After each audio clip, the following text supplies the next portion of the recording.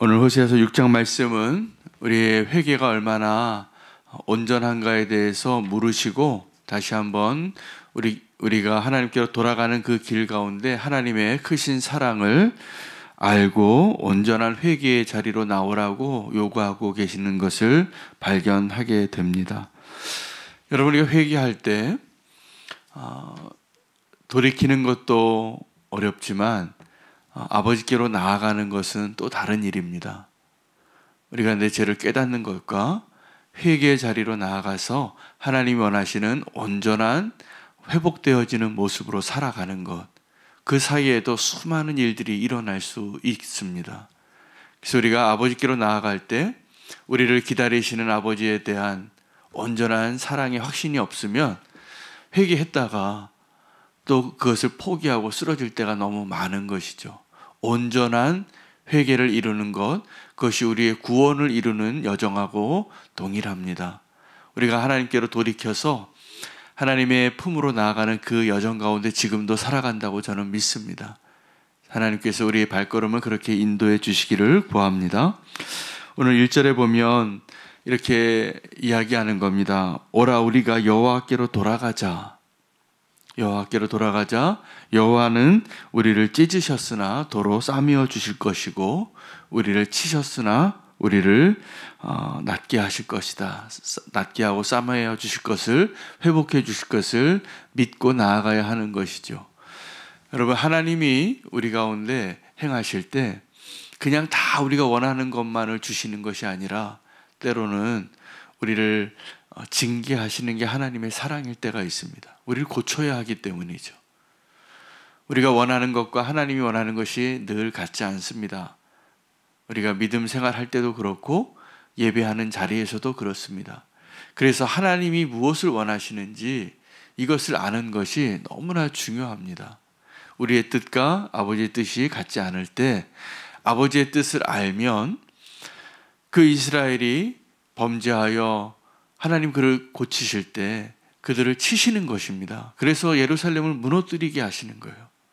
그리고 바벨론으로 끌려가게 하시는 게 하나님이 이스라엘 백성을 치유하시는 길이었어요. 근데 그들은 그 하나님의 선하신 뜻을 신뢰하지 못하니까 계속 고집을 피웁니다. 어떻게 해요? 애굽의 도움을 좀 받겠다고. 지금 이 바벨론이 우리를 치니까 사실은 하나님께서 바벨론에 끌려가서 그곳에서 포로가 되어서 그들을 고치시려고 하시는 것인데 그 하나님의 사랑을 오해하는 거죠. 그러니까 계속 반대 방향으로 가는 것입니다. 오늘 이 가늠한 여인이죠. 원래 그렇게 음란한 여인과 결혼을 했으니 결혼 생활이 파탄이 나는 거는 이미 예견된 일을 하나님이 명령하신 거예요. 음란한 여인과 결혼하라. 음란한 여인이 결혼하고도 음란한 일을 행한 것이죠. 사생아가 태어나고. 근데 이제 이 호세아가 이 음란한 여인에게 다시 내가 너를 샀다고, 이제 돌아가자고. 이것이 사실은 이스라엘과 유다에게 하시는 하나님의 초대예요. 내가 너희가 행한 일을 다 안다. 너희가 우상 숭배하고 범죄하고 반역하고 실망시킨 것을 다 안다. 그러나 이제 돌아가자고. 하나님은요, 우리가 얼마나 우상 숭배를 하고 얼마나 하나님을 배반하고 얼마나 하나님 마음 아프게 했는지를 다 아세요. 근데 이제 우리가 하나님께서 우리를 부르실 때 회개의 자리로 나아갈 때 그 회개에 실패하지 말아야 되는 것입니다. 오늘 6장은 정말 하나님의 은혜가 무엇인가를 보여주고 있습니다. 돌아가자고. 근데 회개만큼 어려운 것이 없습니다. 회개는 나의 잘못을 인정해야 되고 그리고 나같이 부끄러운 자를 하나님이 여전히 사랑하고 용서하신다는 확신이 있어야지 돌아가는 겁니다. 여러분, 탕자의 비유에서 그 둘째 아들이 회개하죠. 언제 회개하냐면 다 없어져야지 회개하는 겁니다. 자기가 아버지 재산 반 가지고 갔는데 그 재산 다 탕진하고 이제 거지같이 됐으니까. 돼지 먹는 음식을 먹는데 그 생각이 나는 거예요. 아버지 집에서 종들이 지금 내가 사는 이 형편보다 낫다. 그래서 이 아들은, 둘째 아들은 아들로서 가는 게 아니에요.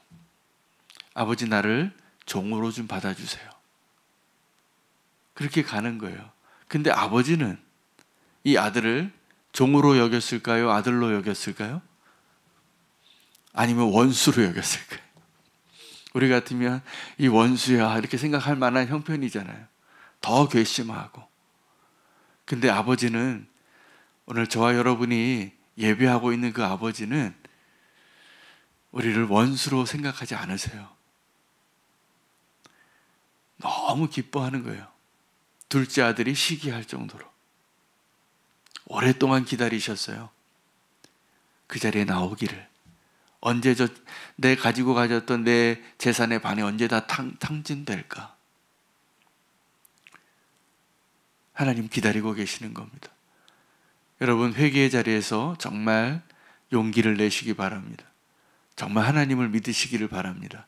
우리는 그 회개의 자리에서도 하나님이 나 같은 사람 용서하실까?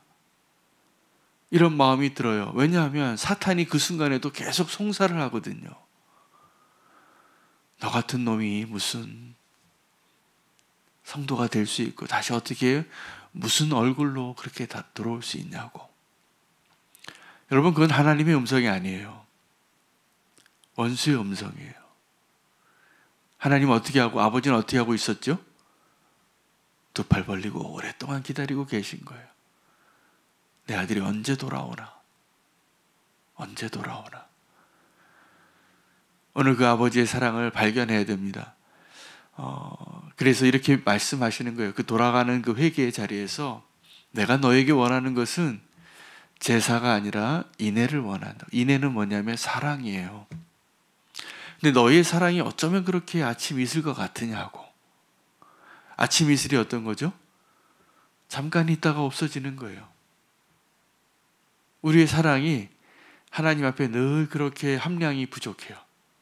하나님 뭐 좀 내게 주시면 기뻐서 감사하고, 조금 실망하면 또 하나님 없다 그러고. 너의 사랑이 어찌 그러하냐? 아마 이 고멜에게 그렇게 얘기할 수 있겠죠. 호세아가. 내가 너 그렇게 사랑하는데 너의 사랑이 어찌 이러냐? 왜 또 바람 폈냐? 내가 이거 몇 번째냐? 베드로와 같이 내가 너 용서한 게 지금 몇 번째냐? 세고 있을 거예요, 우리는. 하나님은요, 베드로에게 예수님이 대답하신 것이 정말 하나님의 마음인 거죠. 영원히 너를 용서하겠다고. 어떠한 모습일지라도 그 하나님을 신뢰하시기 바랍니다. 그 하나님에 대한 신뢰가 있어야 우리의 회개도 온전해질 수 있는 겁니다. 그 하나님에 대한, 그 아버지에 대한 믿음이, 신뢰가 온전하지 못하면 우리는 다 압살롬이 되는 거예요. 아버지의 사랑을 믿을 수가 없어요. 그러니 어떻게 돼요? 성문에 앉아서 사람들의 마음을 도둑질하는 거예요. 내 살림 따로 차리려고. 내가 왕이 돼야지. 그런 분들 많습니다. 아버지께 나왔다가 아버지를 온전히 믿지 못하니까 회개에 실패하고 그 은혜의 자리에 나아가는 것을 실패하는 것이죠. 오늘 이 회개의 자리에 하나님 우리에게 원하시는 것은 다른 것이 아니라 하나님의 사랑을 온전히 아는 거예요. 오늘 본문 가운데 6절 말씀이 핵심의 말씀이 되겠어요. 나는 인애를 원하고 제사를 원하지 아니하며 번제보다 하나님을 아는 것을 원하노라. 하나님 우리에게 원하시는 것은 우리가 하나님 사랑하는 거예요. 우리가 언제 하나님을 사랑하게 될까요? 하나님을 알게 되면이에요.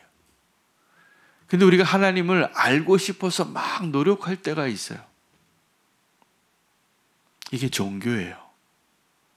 이게 율법이에요.